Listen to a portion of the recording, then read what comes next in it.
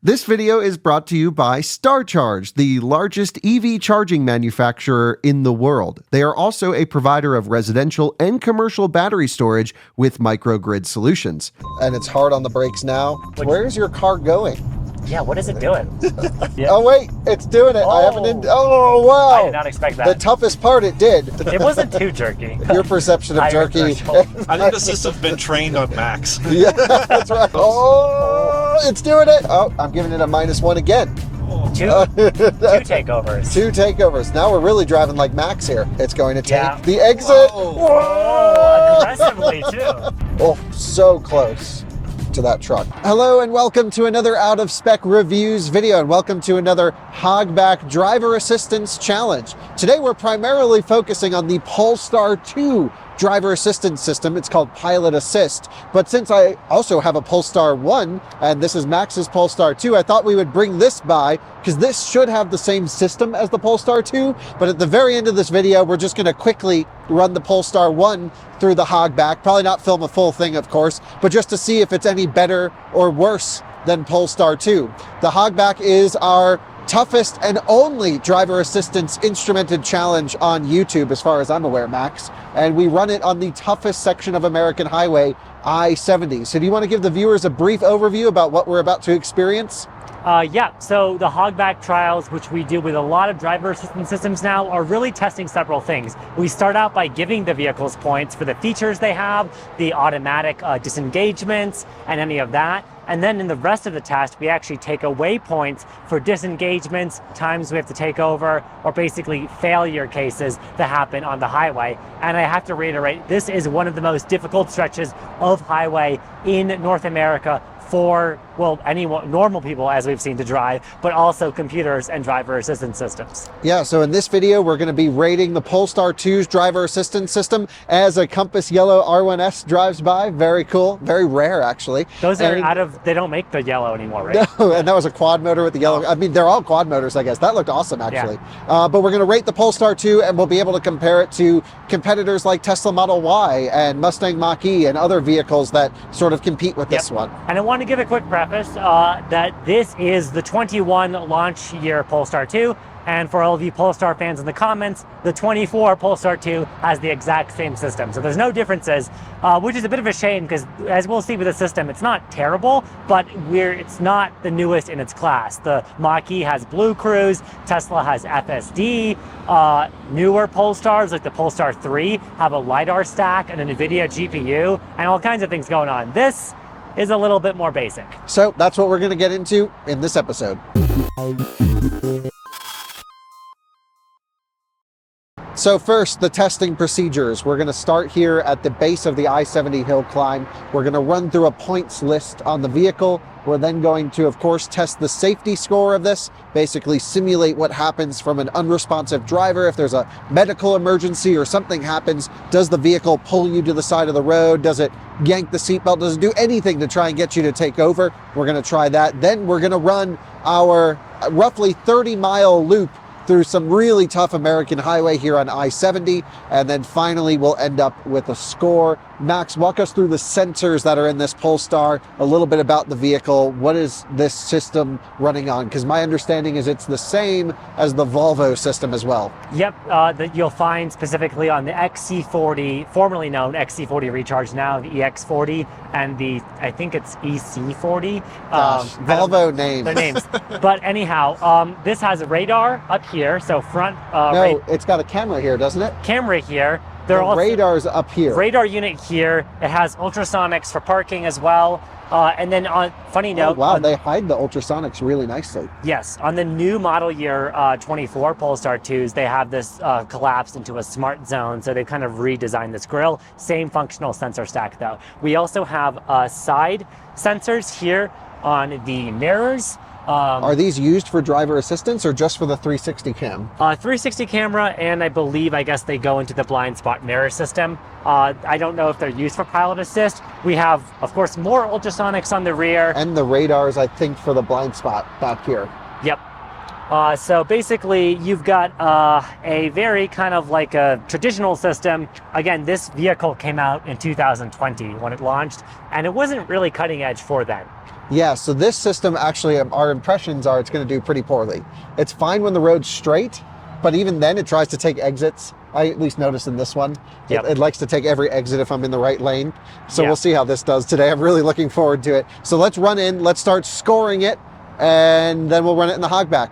All right, so we are tallying up everything, getting ready for the Polestar 2. And as far as the criteria for the driver interface, we give points for a capacitive wheel. This does not have that, or does it? Nope, it's torque sensor. Torque-based. Driver safety eye tracking, don't have that. Hands-free eye tracking, don't have that. Gauge cluster does show cars around. No, it does No, not. it doesn't. So no points in the driver interface, No either points given deducted. or taken. Yeah, Yeah. just net 0 for that. As far as automatic functions, does this adapt to the speed limits as No. we pass through? Nope. Okay. Adaptive system aggressiveness, do you have any control over that? No, Okay. Automatic lane changing? Nope. no. So no points deducted or netted from automatic functions. This is a pretty basic system. Yeah, but it's interesting because you would think Polestar, high-tech brand, And Google derivative software. of Volvo, who's into safety. Who invented the seatbelt? Yeah. And it's funny because like their next generation vehicles, right, EX90, Polestar 3, are actually set to be some of the most advanced vehicles from what they're advertising. At least we're seeing lidar, NVIDIA GPUs, crazy software stacks, and this has none of that. Yeah. This is a bit older though, as you mentioned, 2021 Polestar 2. But as you mentioned, also the new Polestar 2 hasn't really improved on it. Yeah, 24 is the same as this. Same thing. And I for think it's the Volvo. same as my 20. This is a 21? Yeah, Oh, mine's a 21 as well. launch year. Okay. Yeah. Nice. So, basically, there's also something we test if a driver becomes unresponsive. So, a seizure or some medical issue, or Or if you death. die, what will the car do? And so we've seen things all over the place, but let's go check out now what this car does. I've now set on the system and I have engaged steering. It's just kicked on auto steer, so I'm not going to interact with the system. I'm not going to touch anything. Let's see what happens, how long it goes before it asks me to take over. And instantly, Max, it's asking us to take over and hold the steering wheel. But I'm going to ignore it just to see what happens. Again, pretending to be unresponsive. We're instantly getting a notification. The fastest one yet, I think. Yeah, it's so conservative. Audible chime. I've never gone past this point. I don't know what It happens. says pilot assist canceled, resume active driving, emergency stop assist activated. So it's very gently slowing down, but it seems to be auto steering Or still. hazard zone? No, just hit the brakes again, hit the brakes the third time, Oh. gentle ones. That's a really smart design decision because it's Yeah. like, oh, you would notice that if you were like asleep or something. And then someone's coming behind us, but I didn't see any hazards come on at that point. Perhaps when you come to a complete stop, hazards will come. We'll certainly try it and insert it right now. So there's the brake applications again as we're trying it. There's the third one, fourth one, fifth, and it's hard on the brakes now. Below 30. Yep, it's bringing us all the way down to a stop, 0. It's Hazards on. hazards on, No horn. and it's keeping us in gear. So if I'm awaking, then I can just hit the throttle and get out of the situation. That's Nice. pretty elegant. And I have to manually turn off the hazards. Smart. Yeah. Really good. But that is a really good situation. Most cars that hit the brakes, though, jam them a lot harder than this. Mm-hmm. It's a very Volvo Polestar way of doing things, just like the sound design. Everything's gentle. Nothing's like too alarming, even if it's like life-threatening. This I is guess. like, hey, please wake up. Please wake up. Softly in a sweeter spa somewhere. Max's car smells like a Boulder spa. No, I just did I was running today and then I was in my shorts, so it's probably why I smell like So, that was pretty good. Pretty good. Pretty good. For those who don't know, we just came out of testing the Kia EV9, which is a separate video. That was terrifying. This one felt like, okay. It didn't honk the horn. It didn't Didn't shake yank your the seat seat or belt. yank your seatbelt. Some cars have those functionalities, but this does throw in the hazard lights. We give 2 points for that. This does bring you to a complete stop. We give you 2 points for that. Yeah. And I love that it left it in gear. Yeah. Rather than going to park, just held it on auto hold. So the brake lights were active. We were stopped with our hazards on. That is, given the functional limitations of the system of clearly not being advanced enough to pull off into a shoulder, which no system today is, this is the way to do it. I wish it would honk the horn and yank the seatbelt and do more to alert me rather than just this gentle chime in the background. It did stab the brakes a couple times, but by stabbing the brakes, it was a gentle hit, but definitely enough to rock the car. So do we give it points for that, Jordan? We don't have anything for that, but I mean, we should. Yeah. I have my Oleans on comfort setting, so it's possible if they were in a stiffer one, you would have noticed the stabs a lot more. Yeah. Yeah, we should definitely have that as a function, which could go in editor's input for this case. I mean, I think we have to look at what we've done in the past, yeah, because other cars have this, and we have to look at how we've scored it to make it fair. But certainly, by the time you look at the data on this car online, we'll make sure it's all fair. Yep. But honestly, pretty good. So next up is the drive. What have we started with in terms of points as I get us over to the highway? We now have 4 points as a starting point for this car. Pretty low. Which is low, but positive. So, Max, this is your Polestar 2 Performance Pack with Performance Software Upgrade. Yep. Is that the right way to brand the vehicle? Yep. I also have, as we're about to demonstrate, the Pilot package, which is why we're testing it today, and the Plus pack, so it's got the glass roof and all that. So explain the Pilot pack. Is that not standard equipment to have lane centering on a car in 2024? Amazingly, it is not. And I find that a little bit offensive. The nice thing is I did recently drive the 24 new model year one, and that, if you get the dual motor all-wheel drive, has Pilot standard, but the single motor rear wheel drive one, which is probably the one you want to buy. It's the one you want with the new battery and the range. And the better charging, better range. That you can option it. It's a $1,400 option, which at least isn't that expensive, but I find it criminal, especially that like a tech forward brand like Polestar is charging for what we're about to see is a fine but very basic driver assist package. Big power. This thing boogies, dude. Yeah. It's pretty quick. Nearly 500 horsepower, all I want in a sedan. I mean, maybe more would be great, but it's fine. And I love that it's a hatchback. There is something kind of special about Polestar too. So I'm going to enable the system here, toggling on Pilot Assist. We're going to set it to 65. We're going to wait for it to engage, and it's still not engaging. I'm trying to toggle the wheel. This is tough because the sun's right at us. I have noticed this where the, we're on adaptive cruise already, but the Pilot Assist with the lane centering is really hesitant. It really wants to see the road. And like, if we're in a situation like this on I-70 where a lot of the road is broken and unpainted after winter, it won't want to turn on. Yeah, so this is the first time we've run Pilot Assist. Now we're locked in the system. Wow. I'm going to give it a -1 just for taking so long to turn on. And that's consistent. I drive this car daily. I always notice that. Right. So hold steering wheel. You got to put quite a bit of torque in the wheel, more than you would expect, actually. More than I like, because you're almost actively steering the car at that point. Right. This system does allow for in-lane repositioning, which is nice. So I can kind of push it to the right or the left side of the lane, avoid a pothole. But Pilot Assist feels like when it launched, I want to say in 2016, I think it was, this was a revolutionary system. Very few driver assistance systems were on the market when this came out. Yep, and this was, I think, one of the best like non-pre-map systems, which it always has been in terms of being inside out, all entirely based on the car sensors and no like map data. Yeah, I was just blown away when I tried it for the first time. I remember back in the day that the braking system for the collision warning was so aggressive, they were warping brake rotors. And I have to give it, I'm giving it a -1. Did you see it? Oh, I'm giving it a -1 again. Two takeovers. 2 takeovers. Now we're really driving like Max here. And I know why you're always all over the road. And that's weird, because it didn't ever disengage it, even though it clearly wasn't reading the road. That's not good. And here we are, just weird. Wow, this might be the worst performing. So it didn't adjust the speed limits. We know it doesn't do that. So I've just set it back to 55, which is the speed limit we're at right now. We always run the speed limit here. But back into my conversation earlier, I remember this system in 2016 being very impressive, but being like, wow, it was so aggressive on the braking. My friend Ben's mom owned an XC60 when this system, that was like the first SPA XC60. She had a T6 or T5, I think. And I remember I was driving my Miata. He was following me, and I would just slam on the brakes in front of him. We were on a phone call, just seeing how the Volvo would respond, because it was our first time really playing around with a system that wasn't autopilot at the time. And it was very responsive, and we were really blown away. But times have changed. It's almost 10 years later now, and the system has not really improved. There have been some software updates to Pilot Assist, but it really hasn't improved that much.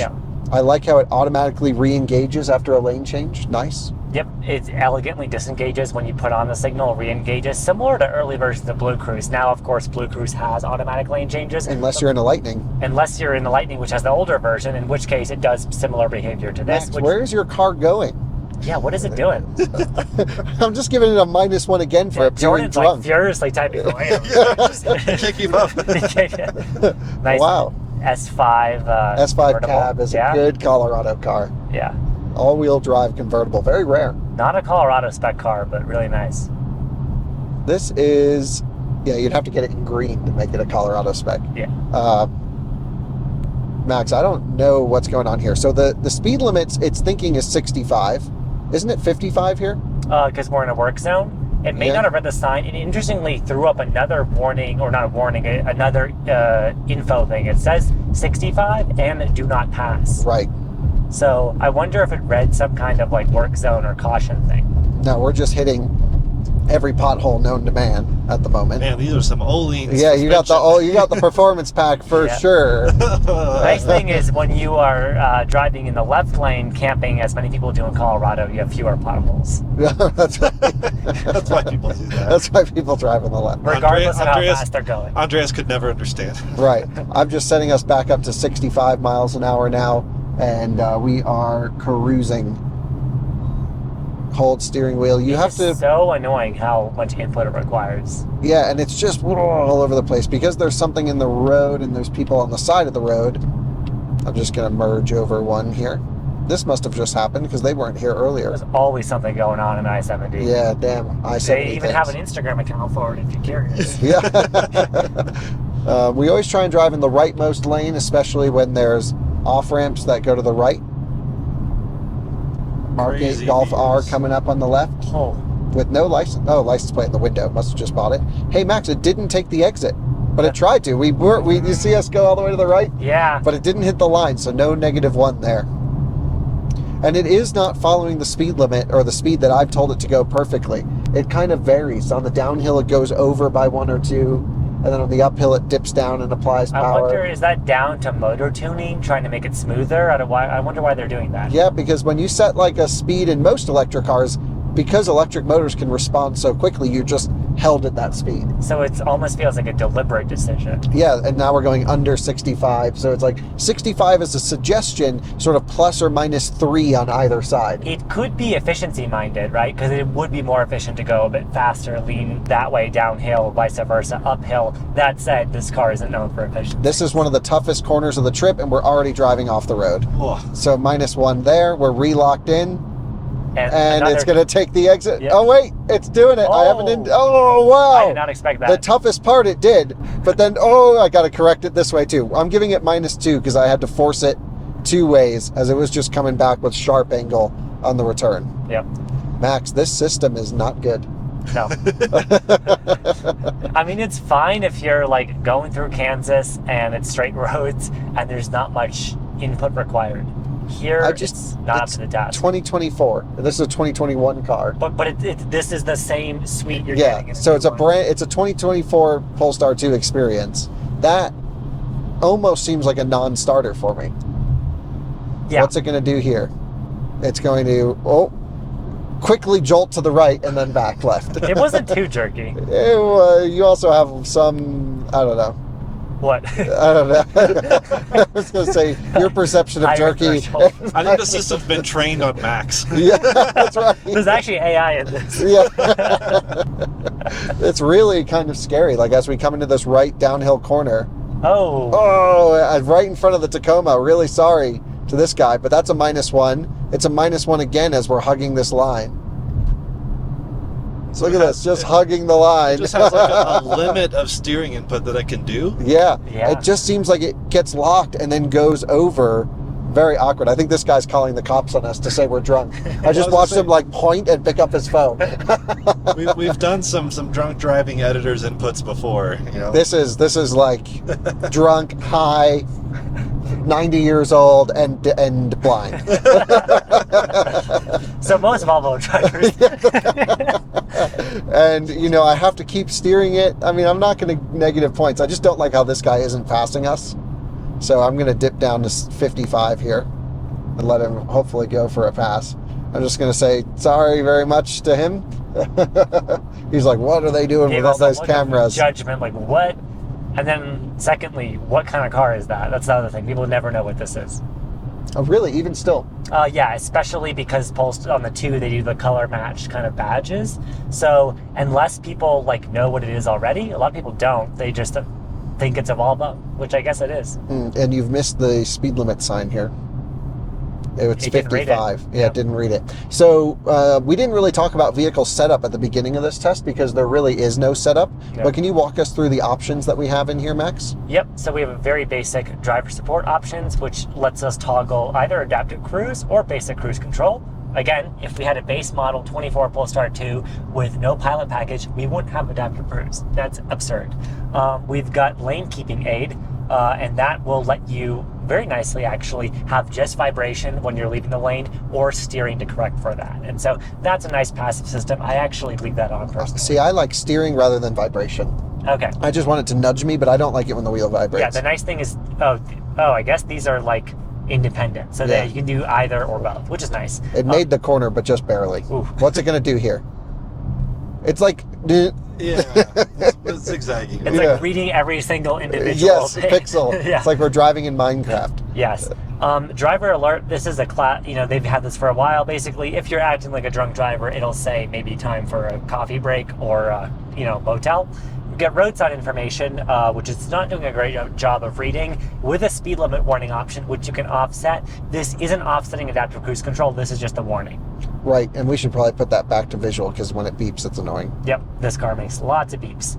Collision avoidance, that's just pretty basic. That's kind of a nice feature. It will not only emergency brake if there's a collision and there's no other way around it, it'll actually swerve around. Right, and if you put in not enough steering angle, it'll put in more as well to help you clear the pass. So that's cool. However, this car has Brembo brakes, so does it need it? I don't know, but probably. It's got it. It's still heavy. Yeah, that's true. It's 4,800 pounds.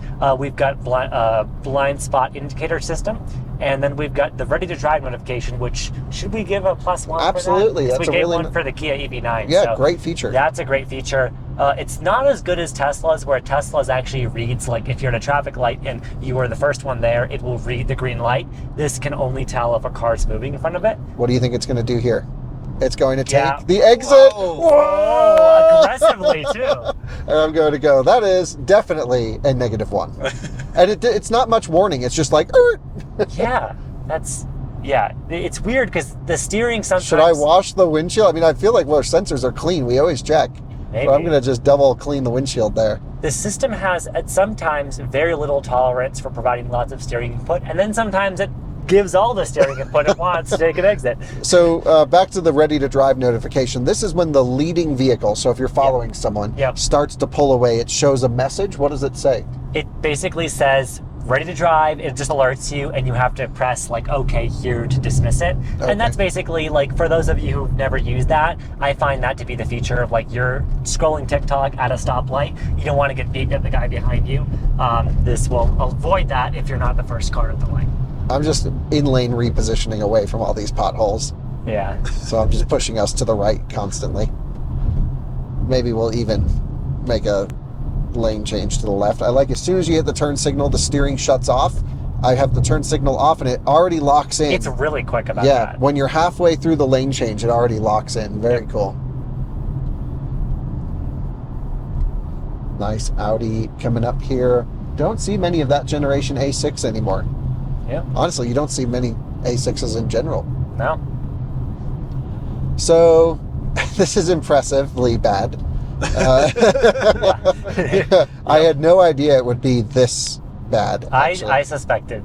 It just really feels like there's a limit to the G-force that's allowing itself to handle on curves. Right, so a lot of these systems we find have a steering lock maximum that it will do. Yep. A lot of systems will have a G-force indication as well. And I would agree with you, Jordan, it feels very G-force based, but then that lane change that it just did to take the exit so totally went beyond what I was expecting.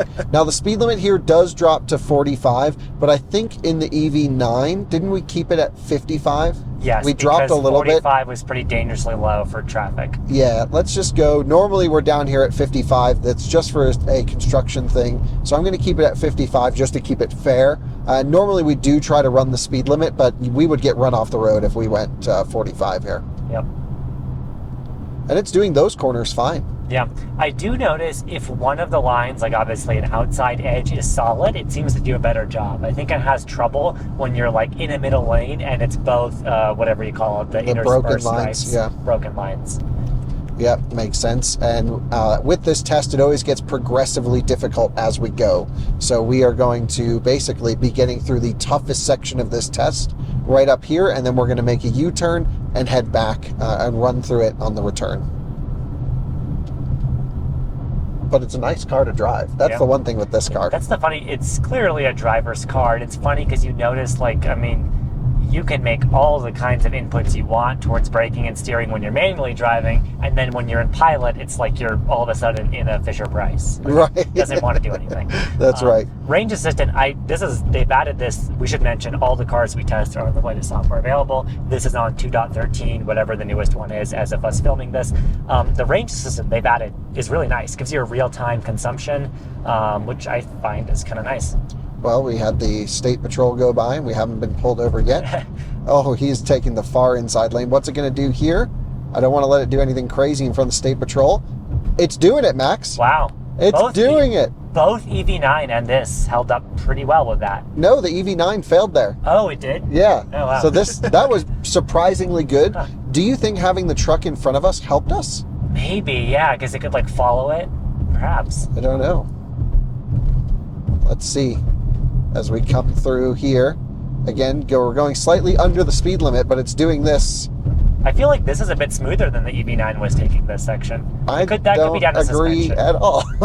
Oh, you mean in terms of driver assistance? Okay. Driver assistance, yeah. Yeah, the suspension is obviously a lot firmer. Yeah, but maybe the firmness helps the car stay stable in the corners. This is why you want a driver's car to be somewhat stiff. Right. Yeah. Let's see what happens here. We are now in the left lane. It is doing it. I did not give it that input. Oh. That was it. That feels so... Oh, it's doing it. Oh, it just vibrated the wheel, so it disengaged with warning. That was a pretty scary situation. I know. Come on, let's get past this truck. Yeah, come on. I don't want to test it right now. Fun fact on this, Kyle's able to instantly adjust the speed in increments of 5 plus or minus, but to do it in increments of 1, you have to hold it. That's right. Like the opposite of so many other things. Yeah, I actually prefer this. I just find it's weird, but yeah, I've gotten used to it. We've hit the line, -1, and we freaked out a Subaru. +1. Okay, will it take the exit for us? No, it seems to be going straight. So we will disengage manually, and my heart is racing, and we've reached halfway through. That's really not good, Max. No. Oh my goodness. Didn't do well. So the return's always even a bit more difficult for these systems. Yeah, especially I will say, it seemed like this system, I don't know, you're the driver here in this situation, but to me, because it's so much less consistent than the EV9, you're paying way more attention, so it's kind of less stressful. Yeah, you expect it to fail. You know it's gonna, whereas the EV9 is like, it'll do well most of the time, and then it just... and then all of a sudden, you're about to die. Yeah, whereas this is like consistently bad. So we'll hit the acceleration path, so here we go, full send. Man, this thing boogies! Always a bit of half shaft vibration in these at wide open though. Yeah. Every XC40, C40, Polestar 2, when you're wide open, they just feel under stress. Yeah. So not under stressed, but under stress. And always an understeer characteristic. These are still front wheel drive based. That would change though if you got the new dual motor, which is rear wheel drive first. I'm very much looking forward to trying that. So now let's try it on the rear. We have the sun in a much better spot for the system. Also another reason we run a loop style test, but the sun wasn't that low right now. Jordan, what do you think? It's all right. This is a really tough corner, so we are set at the speed limit of 55. There is no one around us. Pretty sharp yaw angle here. Yeah, what's it gonna do? Oh, Whoa! Just even attempt. Did it just disengage? It's weird. No, it stayed on. It stayed on, but it didn't realize that it was just. Maybe the system does have automatic lane change. +3. Okay, and it just gives up. It just like goes less steering. So yeah, that's another -1 there. Jordan, I had to take over. Yeah. What's it going to do here? Is it going to actually take the corner, or is it going to try to kill us? Let's see what happens. I think that'll get this one. Yep. Oh, it did. Barely. -1. And We're now driving in the middle of 2 lanes. I'm just gonna move. It thinks it's a motorcycle. It's like splitting lanes. Yeah. Definitely a -1 there, but definitely didn't. It attempted to turn. And I think if you weren't paying attention in a situation like that, you would be paying attention when you feel the car get so confused. Yeah. And -1 again. Have to put in steering input because there's a car next to us, and we were about to hit the line. I'm really sorry to every Subaru around us. There's literally 3 Subarus surrounding us. Well, that's every car in Colorado. Yeah, really. and it did that turn fine. Wow. Huh. So weirdly inconsistent. So weird how it gets some things right. But I just can't believe that they're selling this system in 2024. For $1,400. Yeah, that's right. You have to pay for this system. Unless you get a new dual motor. But that wasn't the case. Like when this car came out, you always had to pay for this system. Our friend Robert at Aging Wheels has a nice Polestar 2, the performance pack with Plus. He didn't have Pilot. But he retrofitted it. He has retrofitted that. You can do You some can hacks code and it. Yeah. workarounds. But yeah. Can you put OpenAI on this? Oh, like Comma AI? Yeah, sorry, that's the one. Yeah. I don't know. That would be an interesting thing. I still want to test one of those in the Hogback. I think a couple people have reached out now and offered their cars. Yeah. Oh, so close to that truck, but no points deducted. It is a tight road after all. And you can do the repositioning in lane. Yep. Nice. I'm going to go back to the right lane as we always run right lane when possible. I love how it takes over steering again halfway through that lane change. Yep. Really nice. Another Subaru. I'm not deducting points, but I did just nudge us in lane repositioning, which may have helped it through that corner, but we've almost hit her about 6 times, so let's let her go by. It is funny. We are like shocked at the victories with this car, whereas the EV9 we were like shocked at the disengagements. Upsets, yeah. So, what's your impression of this system, Jordan? Do you think this is acceptable to sell? I mean, I think it was, but you're right. With the landscape has changed, and I don't think I'm very thrilled with this system now. I mean, I did the C40 range test last year, and the whole time I was just kind of annoyed, and that was pretty straight roads. Like, it was just a couple times it was annoying, and the constant beeping without the capacitive wheel. I think if it was a capacitive wheel, I'd feel a little better, but it's just, I don't know. And it also ping-pongs just a bit too much, so not really ideal for me. I think this would be a perfectly adequate base system if it was in every base Polestar. Agreed. And then they should have an upgrade system that would be better. But unfortunately, this is the upgrade option. The level of nags is insane. It's every 3 seconds. Yeah, it's if so you don't sensitive. put constant pressure on the wheel. That's my biggest annoyance with it, honestly. But it's one of those systems that's designed not to really, it's designed for you to like interact with it. It doesn't shut off when I put in steering. See, I can do all of this, yeah, and it keeps it on pilot assist. It really is pilot assist. It's not pilot. Right. So it's, you know, technically we're using the system out of its designed intention. I think the intention was to have someone just driving and this to be nudging the driver. Especially given that they didn't bother to put in any kind of mapping data, right? Like this really seems to just be kind of an aid and not a full, I would say this isn't really a full suite. Is it really only 70 miles at 49%? Well, that's the taking into account the way we've been driving, but yeah. Which is the speed limit. Uphill. Yeah, but uphill, and then I was driving earlier. Okay, yeah, that's true. We haven't reached the bottom yet. In warm weather, I get 210, 220 miles of range. That's acceptable. Yeah. But not great. That's Polestar too. Yeah, okay. And see, we're always over our set speed now. I think it did go to 65 for a small portion there, but it's just, as we noticed in the EV9, it's 65, 55, 65, 55. We have some things we're going to straddle here in the road. Yeah, damn. I really am just so disappointed with Volvo and Polestar on this system compared to the competition. I really can't wait to test the Polestar 3 and see what they've done, because that's a much more upmarket vehicle, much more expensive. I hope that system is improved, because they have brought all the hardware goods to that new one. Yeah, I'd be curious on a topic of testing more vehicles. It doesn't make sense for us to really make videos of every car that we test here. Like if we run an XC40 or C40, we expect it to be pretty similar to this system. But should we still run them and log them and update the website with the data? You guys let us know.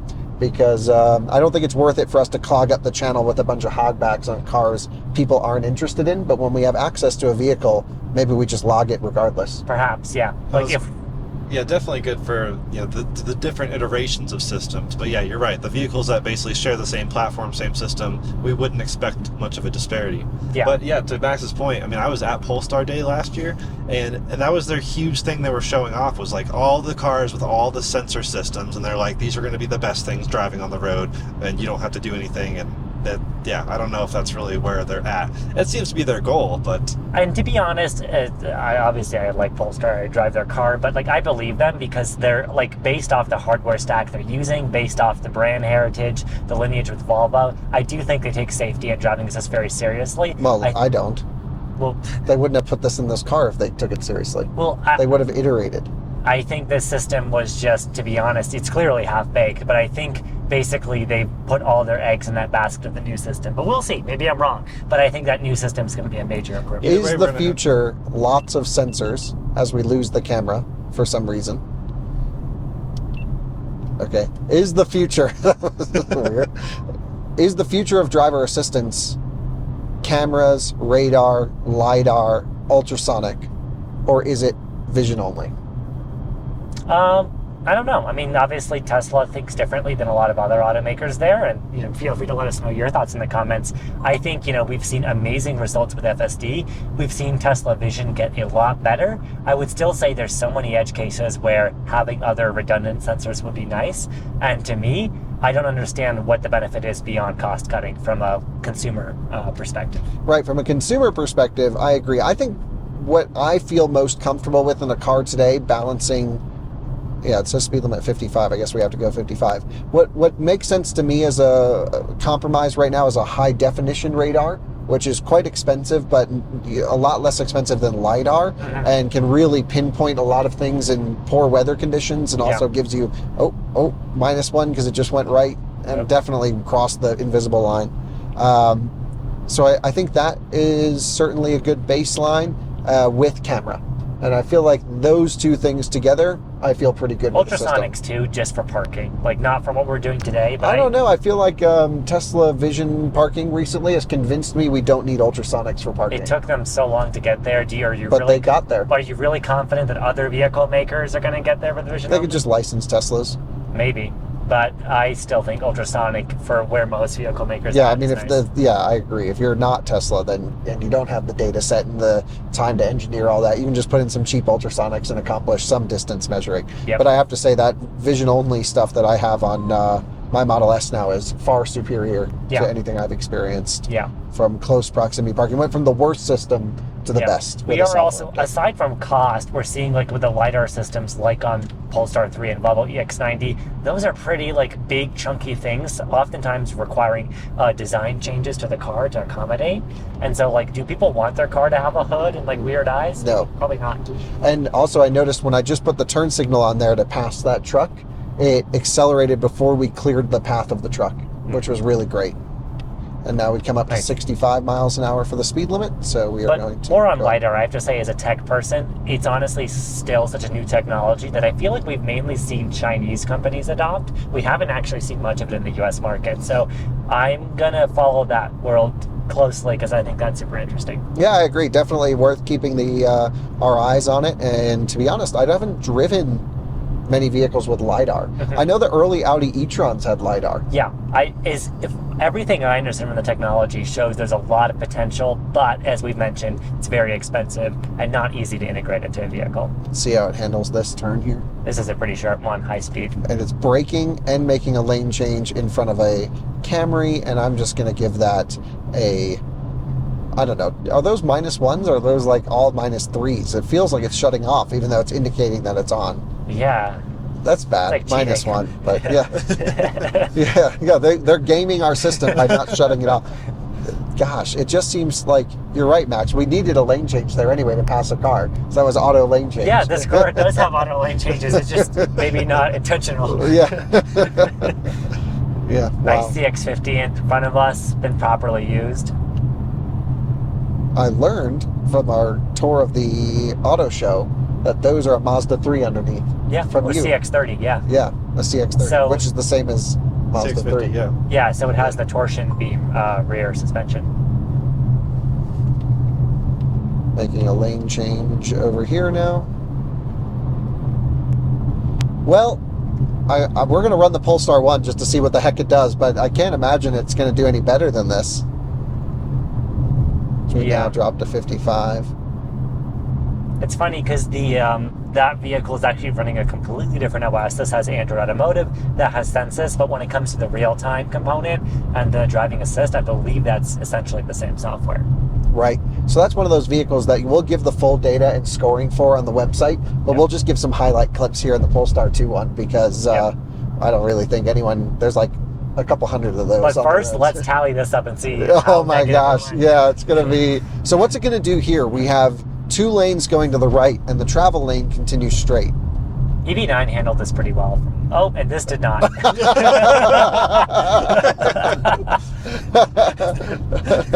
Confidently into the wrong place. It was confident about it. Completely wrong. That's right, Max. Just be confident. This car is serious. It's confidently wrong. It's never disengaging. It's right. It's just everything's fine. Man, is this the worst score, Jordan? Do you think we've ever had? No. I don't think this will be as bad as Santa Cruz. But I think it's more dangerous than Santa Cruz. Santa Cruz was like touching lines and still attempting to do corners. This is like blatantly crossing lines. And so I'm just going to give it an editor's influence of -2. I was pretty harsh on the Kia system. I think we gave that a -2. Let's give this a -3 for me. I really think it's unacceptable that this system is sold in 2024. Yeah. So I'm just going to say -3. Kyle says this is unacceptable. Also including the fact that it's an upgrade option, which is just not okay. Well, that could be your editor influence there. Yeah. That's a -1 right there. Yeah. You have to pay for crap. Yep. It's fine on a straight road. And I mean fine as in bare minimum of acceptability. But it might actually be safer because no one's ever going to trust this. Mm-hmm. No one's ever going to get lulled into a false sense of security using this system. Yep.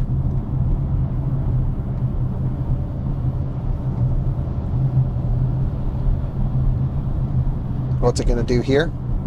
It's going to take the exit, of course. God damn it. People around us must think we are so crazy. So that's a -1. Are those -1s, I guess? Yeah. We might have to redo our scoring system here, Jordan, because I'm confused as to how that is the same level of just hitting a line. I mean, it's basically a driver takeover for safety. That's what we've been giving -1. Yeah, well, it would have actually been safe. We would have just done full send off the exit ramp. But you would have noticed, for sure. Absolutely. Here we come down through another tight section. What's it going to do through here? I don't feel good about this. I don't feel good, especially with everyone right around us. We're about to crash the silver. Let's hope not. Okay, we're going towards the end of the line. Hey, it did it! Okay. Wow. It did it! We have the runaway truck ramp that is a construction zone. So truckers are going to get a false sense of security to go in there. And then they're just going to have like construction zone and people working. It's doing this, Max. Yeah, I hope those Volvo trucks don't have pilot assist. Hey, it did that. Great. That was amazing. Again, when those lines are solid, it's actually much more confident. Or it's much more correct. Yeah, I would agree. Yeah. I think it's down to, honestly, the system having no mapping data, so it's completely blind to any prediction and entirely based off its sensor stack. So when there's any, like, harsh lighting, weird conditions on the road, as there are in 70 with, like, lack of paint or sometimes, like, you know, inconsistent stripes, it just fails. Very odd behavior, zigzagging, but no points deducted. Yeah, if you see a Polestar 2 driving madly drunk down the road, they may be on pilot assist. It's actually just pilot assist. You can blame Polestar. Yeah. What's our CEO, Thomas Ingelnaff? Yeah. Send him a letter. Yeah. Yeah. And we are coming down the beautiful backside of the Hogback now. Yeah, my thoughts is it's a good thing this car is fun and engaging to drive because hopefully you're just always driving it yourself. And you'll really want to drive it. You will not want to let this system drive it. What are we driving after this? The 5 Series? i5. That's going to be a night and day difference. Oh yeah, because that's a really good system. Yeah, right? I think so. Based on my initial test, Yeah. it was awesome. Yeah. So is it going to take the exit for us, which would be convenient, but also wrong? Let's see. I think it will. Oh, it's feeling like it's not. Yeah, it No, it didn't. How about that? Wow. I was ready. And we're on the brakes and regenning down. Yeah, now we have 100 miles of range at 50%. Yeah, I've noticed it's very aggressive about recalculating. Yeah. Okay, so the final score, Jordan, of the Polestar 2 is... Yeah, so we started with the positive of, what was that? 4. 4, yeah, not much. So we had 17 times where Kyle had to take over for safety. Wow. 1 auto disengagement with a warning. So that's pretty rough. And then, yeah, our added inputs was just, it's so hesitant to engage up front. This person just randomly floored it. The light didn't change. QX60 things. Yeah, gosh, CVT lifestyle. And the notification of a leading car going away, which we'll see in a second. That's great. So Oh yeah, let's try that. We gave a point. That's it. That's another positive point. Look at that. And then yeah, Kyle's added. There you go. Ready to drive? Nice little ding. That's a little bit sassy, isn't it? Are you ready? Ready to drive? It's basically like honking at you.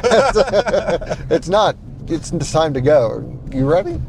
Yeah, Okay. the drunk driving situation, and then yeah, I agree with taking a point away for the marketplace upgrade. Like this should just be standard, especially if it's this bad. Like just give it to people who want to actually use it. Through I just Kansas. can't believe they make you pay for something this bad. That was very poor, but it is quick. So minus 16. Really? Yep. Okay, not good. Not good. When we started this test, we thought 0 would be a perfect score. And a lot of vehicles surpass 0. What's our best score we've ever tested? I'll have to look at the data, but let's see. Oh, Mercedes AMG EQS 22. Positive 22. Positive. And this was negative 16. negative Yeah, 16. so that puts this 5th from last, not last. So what did worse than this? Alfa Romeo Tonale. Really? Yep. I don't even remember doing that. The GLS, that was pretty rough. Yeah, that was bad. Santa Cruz and the GV60. Oh, we did run a GV60. Yep. That had HDA1. Yep. So HJ 1 to 2, big improvements. Yeah, massively.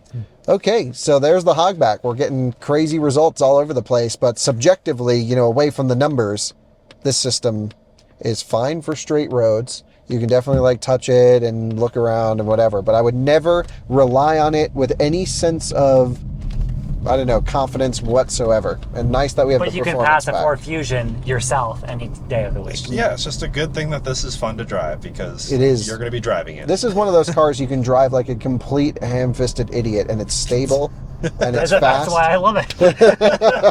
And you can just get up. You just don't think about it. It's never oversteery, like you mentioned, Max. It's never going to trip It's you up. neutral, yeah. It's honestly a pretty capable, fun machine. But damn, their driver assistance system sucks. Better luck with the Polestar 3. Let's go drive the Polestar the 1 one. and see if we find any faults in that one. We're just going to do a quick edit of that, but you'll, of course, see the full data online. Polestar 1, we're in here now. Yeah, I forgot to, well, I drove it down here electric, so we have to do this on combustion. So I used my 80 miles of range to get here. So we're going to put city warning in normal, lane keeping aid, we're going to put into assist, road speed limit warning, which is great. It also has a speed camera audio warning, which I don't think your car has, Max. No. So that's kind of nice. And driver alert will be rest stop guidance and alertness warning. Your car does have that.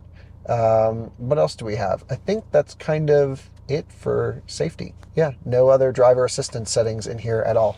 Okay, so scoring on the Polestar 1, no capacitive wheel.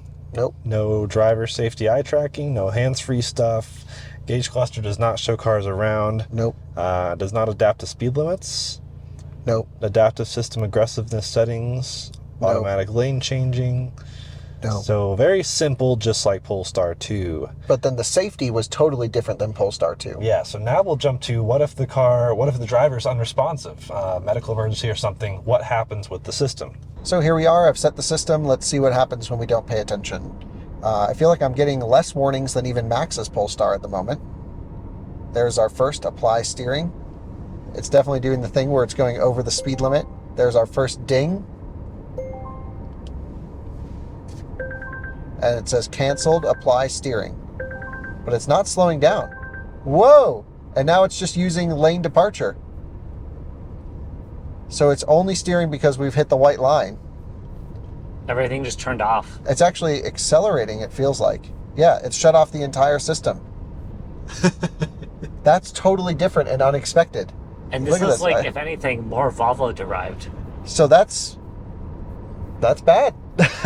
Holy smokes. Never tried that before either. So nothing. Yeah, it just shut everything off. System just gone. Not even adaptive cruise shut off. It didn't attempt to hit the brakes. It just did, never mind. Yeah. Wow. Good luck with life. Yeah. Or lack thereof. Yeah. So, Yeah. no, I think this is the first car that's ever started with just zero. So really, it literally has nothing. Nothing. Like, there's no, yeah. Can I give it an editor's influence of being a cool car? Yeah. Plus 10. Oh, you got to pull it back twice to get into drive. I own this car, and even I forget Minus 9. Yeah. No, so that's let's not actually give it that cool car thing, because that has nothing to do with the system. But wow, you would think Volvo would be even more safe than Polestar, and this was technically designed to be a Volvo and not a Polestar.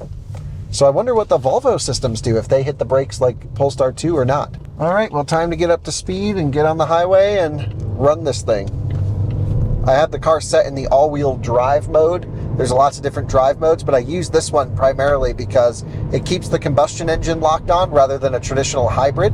I don't like when it turns on and off a bunch, and it doesn't keep the revs as high as the performance mode does. So I've set the cruise control at 65, and I'm guessing it's not going to let us turn it on like Max's system did. Oh wait, it's on already. Wow. Great. So turned on earlier than Polestar 2, and there's a truck up here. So we're going to have to make a quick lane change. So no points deducted there. Nice.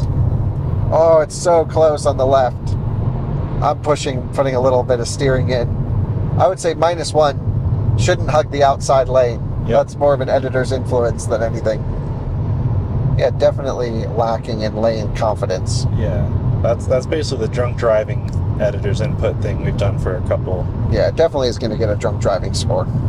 We're slowing down for this truck. Let's see what happens when we put our signal on, if it will accelerate before we clear the path. There are some cars passing us at the moment, so I'm just going to knock it down a couple gears so we don't lug the engine. It is not accelerating until we clear the path. So it seems like a totally different tuning than the system in your car, Max. Yeah. It seems to have a bit of a looser warning threshold. Yeah, it doesn't seem to be bugging me nearly as much for input. It also doesn't re-engage nearly as quickly after a lane change. Huh. There's like some positives and some negatives compared to your car, I would say, but different experience. Yeah. Beautiful views here. Ping pong to the max. Yep. Although it kind of is doing what I would do to avoid the ruts in the road. Just probably not intentionally. Right. Smoother than Polestar 2 so far. Will it take the exit? Wow. No. Not even a hint of hesitation. Almost perfection. Wow. Right up, I would say actually perfection. Yeah. That was way better than your car. Yeah. Whoa. So like some things definitely worse, some things definitely better so far, but different. Yeah. Oh. It just shut off without warning. What? -3. -3. Wow. I guess its warning is it vibrates the wheel, but is that enough of a warning? I don't think so. I don't think so. Yeah, we're set at 65 and it just got up to 68. So same kind of loosey-goosey. -1, touch the line. Oh, -1 again. And it's like fighting me way harder than your car, Max, to get it back in the lane. Mm-hmm. Speed limit 55. Oh, -1, hit the line there. It recovered, but it hit the line. What is it doing? Wow. Oh my God. How many turns did it take to get through that one? Nice XC60, checking out the Polestar 1. So many Volvo owners look at this thing. Yeah. And then so many normal people just completely ignore it. I don't care. But I guess if you're used to elements of the Volvo design language, you're like, what? Like deja vu? Yeah. Handling this fine. All right, let's see what happens when we get into the twisty section here. I don't have much promising thoughts. Jordan doesn't think it's going to do well, I would say. It did it, though. Oh, my okay, gosh. no points deducted. What's it gonna do here? What's it gonna do here? Oh boy! We are just Took the exiting. exit perfectly, and it did shut off with warning, so that's technically negative too. Yeah.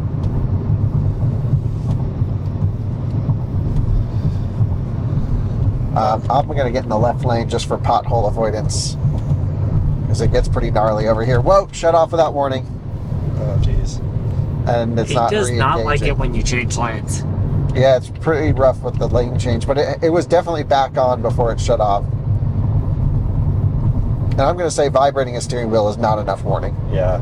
It's not letting me re-engage now. So there we go, back on. The road is vibrating the steering wheel. Yeah, and we've just... Whoa. Yeah. It still thinks it's on. Yeah, it was What? on, so that's technically -1, but Yeah. That's like my car, yeah. Yeah.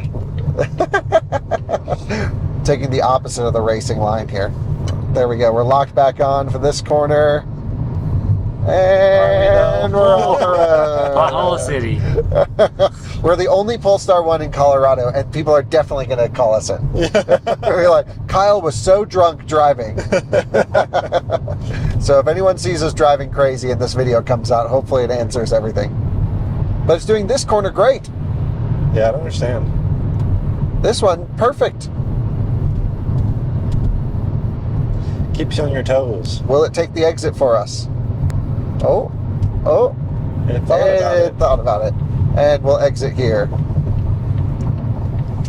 So, halfway through the test, Jordan, your impressions? Yeah, it's kind of scary, unpredictable, like weirdly good and sometimes weirdly bad in others. But totally different than Polestar 2. Yeah. But they're both branded Although- Pilot Assist. Well, and both do give me the same feeling of like, well, it works sometimes it doesn't. But it's like, it's different situations where they work differently. This thing is actually pretty quick.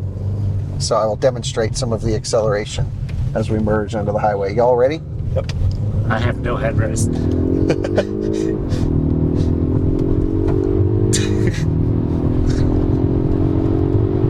And it just keeps pulling and pulling and pulling. Nice. Okay, time to scrub some speed off and now drive drunk. My neck hurts. Okay, so here we are getting to 55. It will not let us engage Pilot Assist right now. Big potholes everywhere. Got to be mindful. We're locked back on the system. Partially that was my fault because I accelerated too hard, but no one's using this for buying advice. For all the Polestar 1s in the market. Look, it's doing this corner. Oh. And by doing this corner, I mean it's actually not. How many lanes will it take to turn? I don't want to test it. There's a bunch of potholes here. Oh, it just said canceled. So it shut off with warning that time. Nice. I don't know why. That's whatever happened there caused it to cancel. And now look, it's right on the inside lane. And now look, it's right on the outside lane. And look, it just did a lane change. And now we're in between two lanes and it shut off. What's it going to do here, do you think? Did it shut off without a warning? Yeah, it shut off without a warning. Yeah. Okay. Hey, it's -1. There's a car right on our left. Whoa, big potholes. Oh man, feel all of it. You feel everything in this. I'm just going to say -2 because I think I had to take over a lot for that corner. Yeah. Let's just be fair. This system sucks in that area. GV60. And we are making a lane change. Attempting to make a lane change. Wow. Yeah. Always cars do worse on the return. That was pretty good. See, I can actually forgive this system a bit more because the design intent for this car is to be a grand tourer. Yes, it should have a good driver assistance system, but this was a car that came out in 2020, Yeah. which was only 4 years after Pilot Assist launched, I think. Yep. So, like, okay. The crazy part is, though, the next generation platform, CMA, which Polestar 2 is built on, is no real better than this. I think it's a bit better. You think it's a bit, and I think this is a bit better in some ways.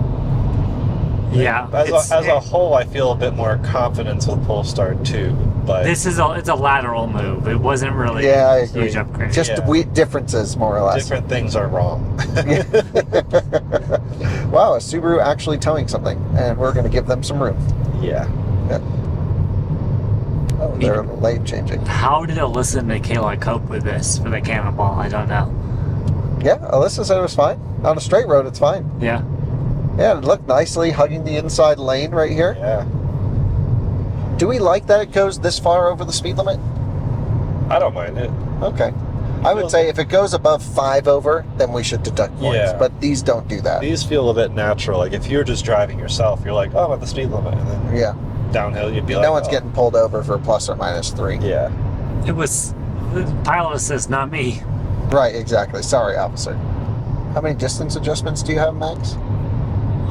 4. I have 5. Oh. Maybe I have to If you check. could zoom in here, Yeah. we can show everyone. Show it again. There's 5, 4, 3, 2, 1 for the adaptive cruise distance settings. Yeah. And what are we going to do here? See, Max's Polestar failed here, and we failed here too.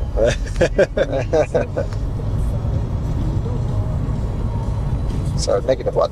Yep. And what's it going to do here with the lane split? Max's Polestar went full right lane. What do we think? I'm thinking it'll do the same. Indeed, it will not. What? Wow. It juked us. I thought for a second. It was so sure. I'm not even deducting a point because that was impressive. The old pilot assist, if it is old, is better than your car, Max. So confusing. And what's it going to do here? Oh, Pothole City. Did it perfect. Wow. Your car did that perfect. Yeah, it likes solid lines. My car also shows the do not pass sign, which all of these people didn't read. Do you know if your car does the cloud-aware traction control thing? I don't know. Mine does, which is Really? really cool. Okay. Yeah. So if like a car in front loses traction, I get a warning. Oh, I would definitely set that off all the time for you. I'd be like, Max is behind me. Oh, we should try that. We should do a video. So- How Yeah. many warnings can we give it? Yeah. Conditions. We'll just get a press Polestar 2, say sorry about the tires. Yeah. And Yeah. doing this. yep, just lane changes, instability control. And wow, turned sharp and early, and then forgot to turn the rest of it. Ah. Sorry, I had to put in steering -1. Only because there was a car there and our trajectory was not turning. Yeah. But we are recharging on the way down. Silver lining. Yeah, we're fully electric and charging the battery.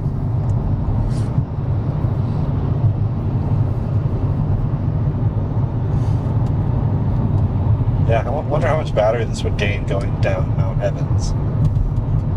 Is it how big paved? Yep. I've never done it. How big is the battery? 33 kilowatt hour roughly.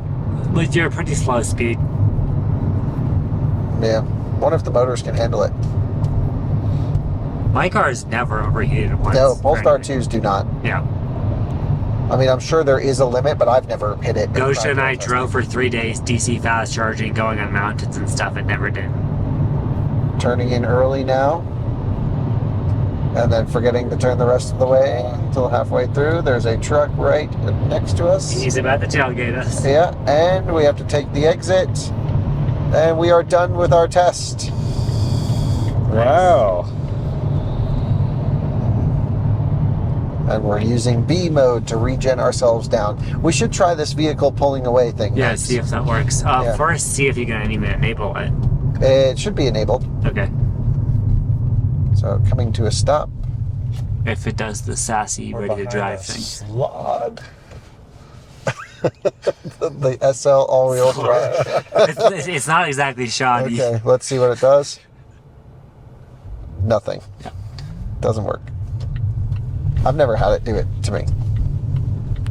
Okay, so what did the Polestar 1 do, Jordan? Well, it's not worse than everything else. Oh, wow. It's tied for the worst. Oh, is it really? Yeah, minus 28. But not as many driver takeovers as Polestar 2. Okay, so the safety thing, Yeah. in terms of practical driving, this one did better objectively than Polestar 2. Well, it's almost no, a wash, though. yeah. Oh, okay. Because Polestar 2 scored have better, too. more upfront benefits.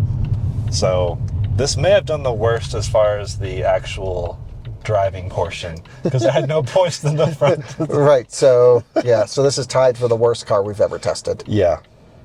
Which was the Genesis GV60.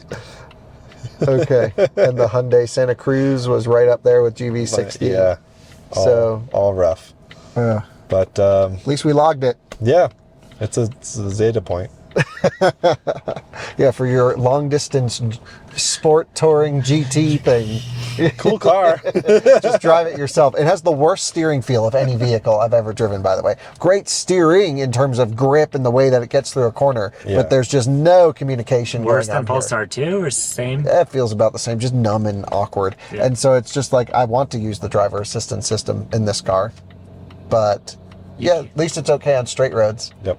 But weird how they're both the same model year, branded as the same system, and perform very differently. Yep. I mean, these cars are on different platforms, so Yeah, you saw that. Makes sense. cool that we tested it. Yep.